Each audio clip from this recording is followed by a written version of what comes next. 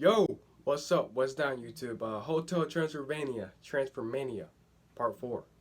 There's a lot of trans and manias in this movie, so stay tuned. Pancake.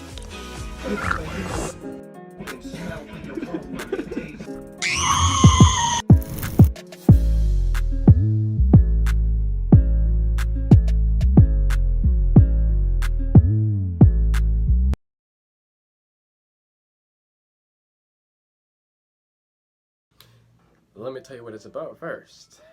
Van Helsing's mysterious new invention. He didn't necessarily invent this. He really just found the crystals, and that's what transformed them into Dracula into a human and Johnny into a monster. So I've been Adam Sandler, because if you watch the previous movies, part 1, 2, and 3, Adam Sandler played as Dracula. So I don't know why he's not in this. I don't know. New guy named Brian Hull. We'll talk about that a little later on in the video. But Brian Hull, he's the only different character in this. So basically, it's all the same cast. Selena Gomez, Buscemi, yeah, Keegan-Michael Key, yes sir. Molly Shannon and Jim Gaffigan. I don't know what that was. I was supposed to do this, but I forgot when I said Keegan-Michael Key. Keegan-Michael Key, yes sir. Molly Shannon and Jim Gaffigan. So basically all the same cast members, all of Adam Sandler's boys. Kevin James, David Spade, Steve Buscemi, all of them. Selena Gomez. And yeah. I don't know why Adam Sandler's not in this. Fast forward, or it'll be in the next clip. But yeah.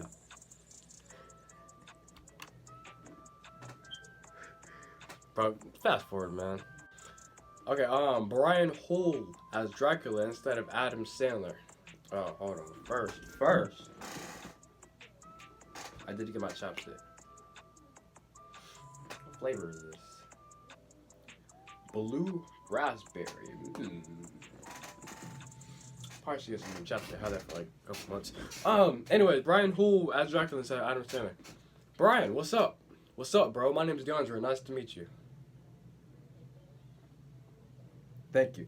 You did a great job, man. Surprisingly, you did a great job. When I say surprisingly, I don't mean it in a rude way, because 8 times out of 10, whenever he's not really an iconic character, but whenever you have such a good character as Adam Sandler play another good character for so many years, from movie part 1, part 2, part 3, and then everybody gets used to his voice, and then when you get a randomly new person that's taking on the role of Dracula, it's not 8 times out of 10 they don't do a good job, and that's truthful. That's honestful.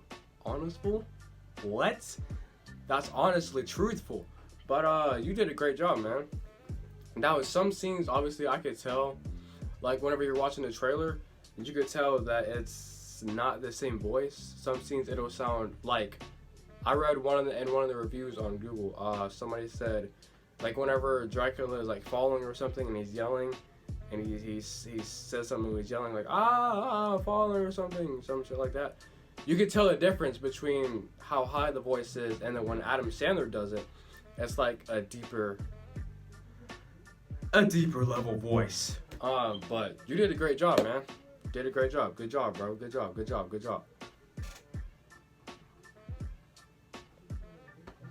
I don't know what I'd be doing sometimes. I'd be doing random crap. I don't even know. On to the next clip. And another thing, so this isn't gonna unpersuade you to watch the movie, but movie contradicts itself. I caught your ass, movie. I caught you. Literally, they established this in part 2. This not even important, but I just thought it was kind of funny. In part 2, they said other vampires cannot be hypnotized by other vampires, and then Dracula just did it to Dennis. When you can't do that. You can't do that, movie. You can't do that. In part 2, you said he couldn't, but in part 4, he did. You just contradicted yourself. Caught your ass, movie. That's all I wanted to say. That's it. I just noticed that. I thought it needed to be heard. Everybody needs to hear that movie contradicted itself. Next scene. Johnny and Dracula's problem. So, a lot of animation movies typically tend to do this. They'll make a part 1, a part 2, and a part 3.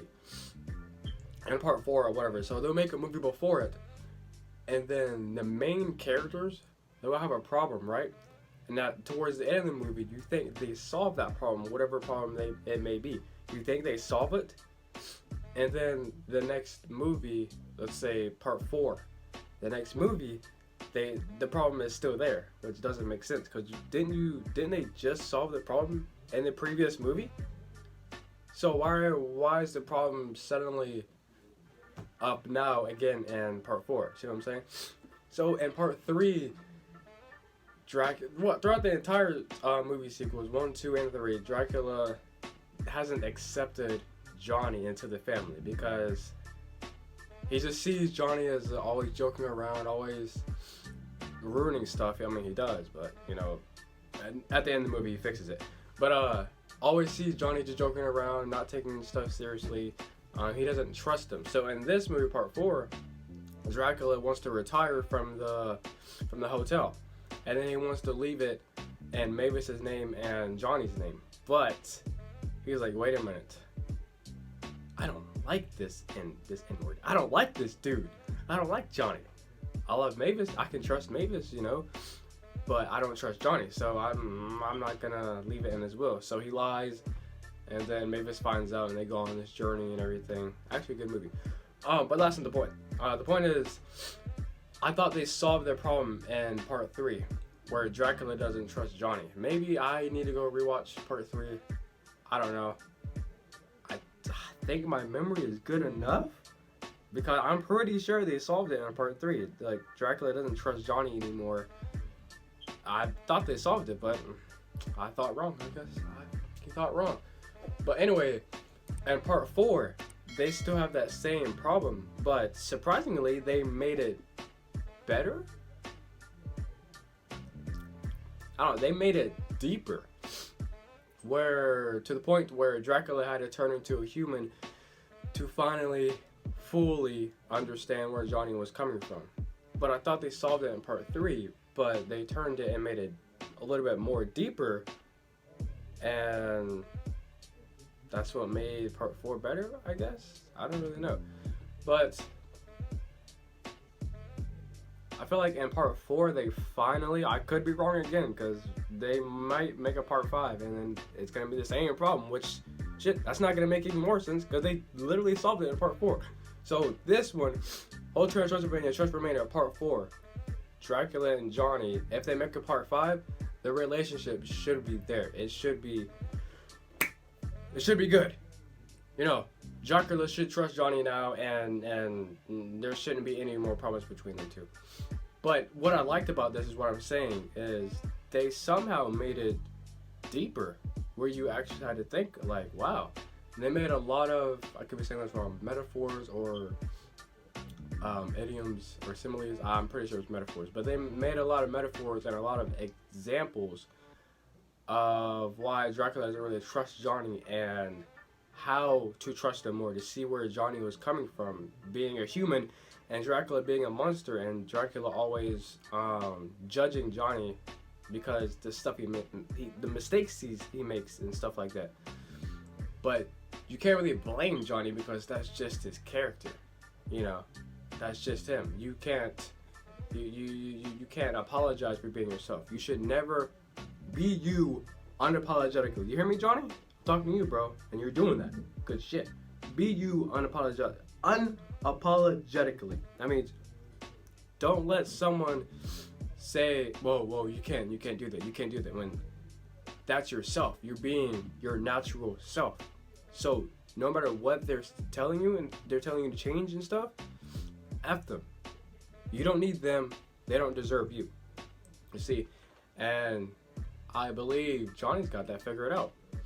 So if they do make a part 5, I'll watch it because I actually like this trilogy, sequels, movies. I don't know. I actually like these movies.